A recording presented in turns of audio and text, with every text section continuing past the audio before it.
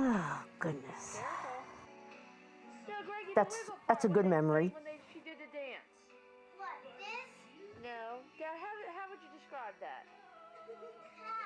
I'd never loved a man before. I liked a lot of guys. I never was in love before. Actually, we met and were married within 6 months. She went like this, Greg. When our boys were born, I was just, thrilled is not the correct word. And I don't believe in miracles, so miracle isn't the correct word. It was just a dream that came true.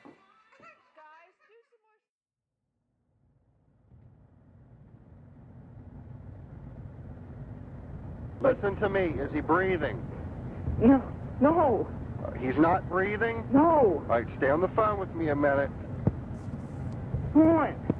I gotta call my mom. Okay, you need to stay on the phone with me for now, okay? I gotta call my mom. No, you need to stay on the phone with me. Okay. Come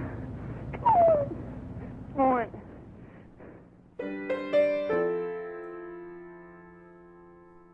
People say, well, you have memories. You have them, but it's not good enough.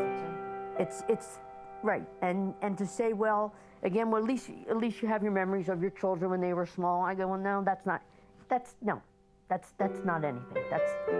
So it actually. Nobody's ever said they want to trade with us.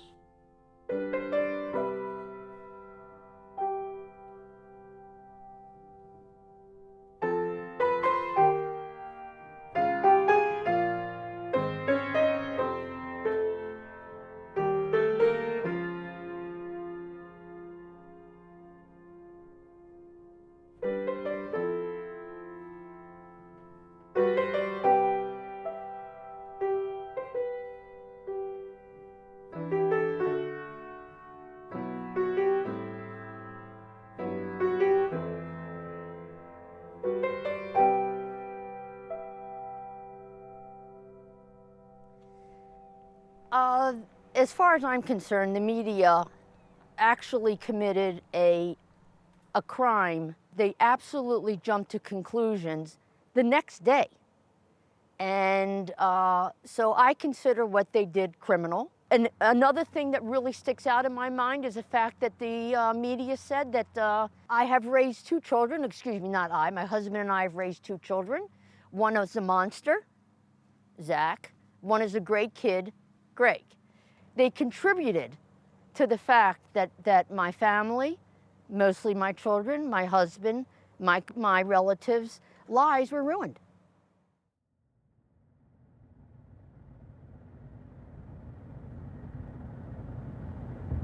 We're allowed to see Zach once a week, and we go virtually every week. And we have been doing that ever since he's been incarcerated over 9 years ago. 52 weeks times 9 years. I would say, no question, it's been over 400. Are you okay driving? I'm fine. Thank you.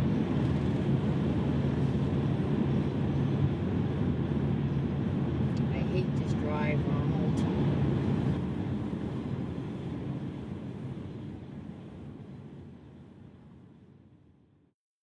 Ron always stops here for coffee and something else to eat, possibly. I usually drive home, yeah. And I would drive there too. But I got to take the 5-hour energy stuff. I have to take the 5-hour energy just to go in and see Zach. Because it's so depressing. That kind of gives me a little bit of a lift, and I'm not quite as depressed. He's definitely turned into a man, and we really didn't get a chance to see that.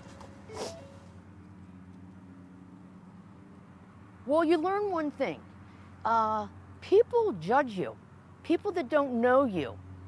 And this was all from the newspaper, obviously. They immediately say, I've had people come up to me that say that your son's a murderer, and get over it. And it was very surprising to me. I don't think I expected that. I expected people to be kinder, because as a parent, try to consider what we're going through and not be so critical of our family. Again, if you don't have anything nice to say, don't say it at all. Our immediate neighbors, a couple of our immediate neighbors, when I say immediate, I mean in this block, were the worst of anybody.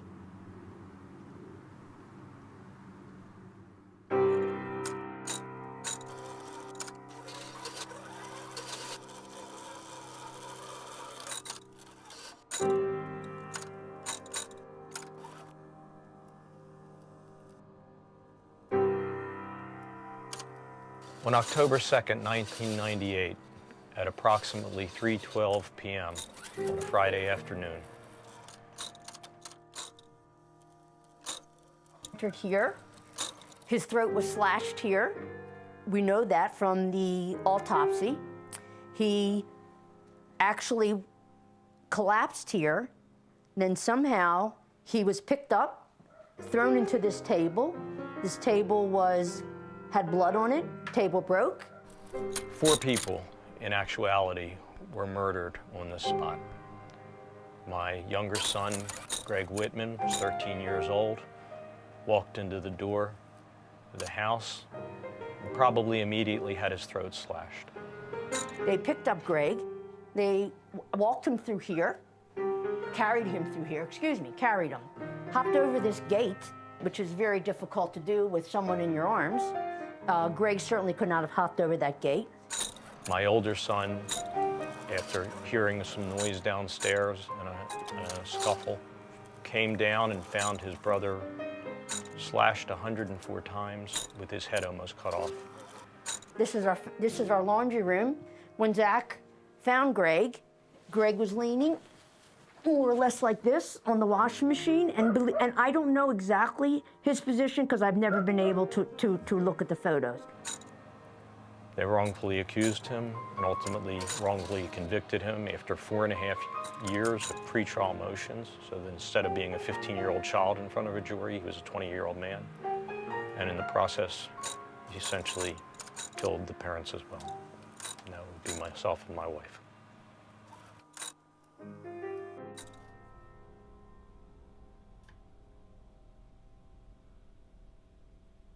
We love each other, but Sue was mentioning we cope differently, and it leads to a lot of arguments, which makes us in a lot of ways roommates more than husband and wife.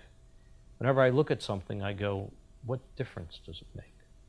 And so a messy pile of papers, it's not going to bring my dead son back. It's not going to get my son out of jail.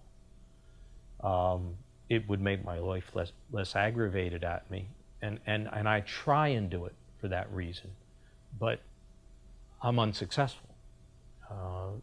Life doesn't mean a lot anymore, except, and the only thing that keeps me going, it's 3 words, and that is, sorry Sue, I don't mean this the way it sounds, but Zach deserves better. And he basically lost his life at 15 years and 3 months. We have one thing in mind, and one thing only, and that is to help our son. Even though my husband and I disagree, as he said, on many, many things, I still think that it's the love and the commitment and the marriage. I'm a very strong believer in you made a commitment to each other, you have a family together, and up till 14 years ago, I could have never asked for a better husband or a better father to my children. Our reasons for not being happy together at times are not because we don't love each other, but because we have been placed into an incredibly difficult situation, an impossible situation, and it has torn us apart. But it hasn't torn apart the love that we have. It's just because it's there all the time and we don't deal with it the same, it's torn apart a lot of the relationship.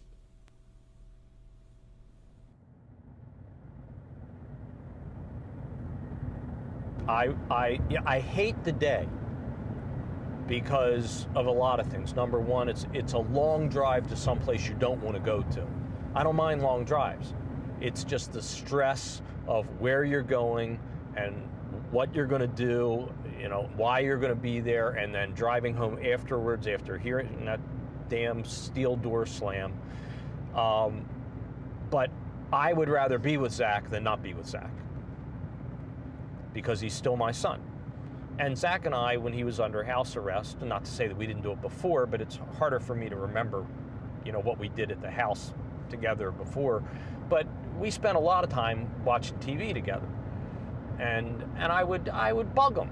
I'd go sit right next to him and give him noogies, and I don't, I would just I don't bug Zach. I never did. Well, it was always Yeah, it you was always always a did thing that, where right. where you know, Zach would go, "Mom," Yeah, and I'd always and, take and up. Sue would say, "Ron, leave him alone."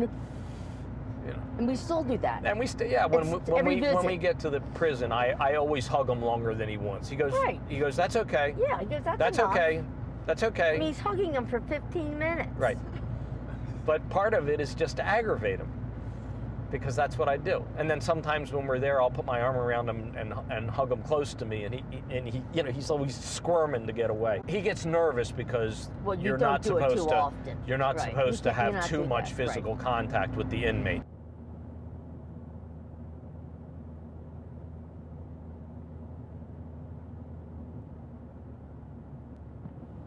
Hey, what's your name? I'm Zach. Your name is Zach? Your Yeah. last name?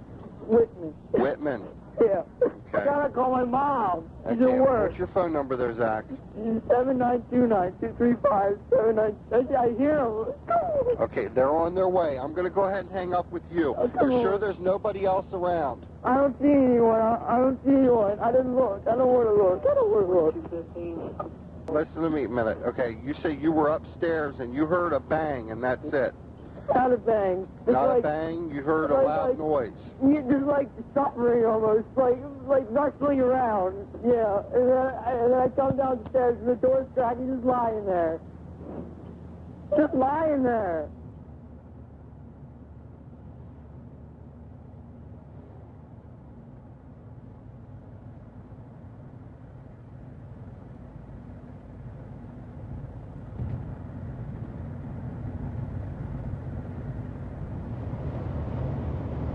And the hardest thing, by far, is the end of the visit, and you know he's going to go, you know, behind those steel doors. Yeah, you hear that damn steel door slam. And sometimes you can watch them. Just depends upon how many people are there and, you know, where they are in the room as far as when everybody leaves. Sometimes they just wait till everybody leaves and they take the rest of the people in. And sometimes you can see it and sometimes you can't see it. I just assume not see it, but I look over there all the time, and obviously I know where he's going. Is that the hardest part for you? Absolutely. No question. Yeah, makes the day very hard. No question. It's just a harsh reminder of where he lives his life and what our life has become.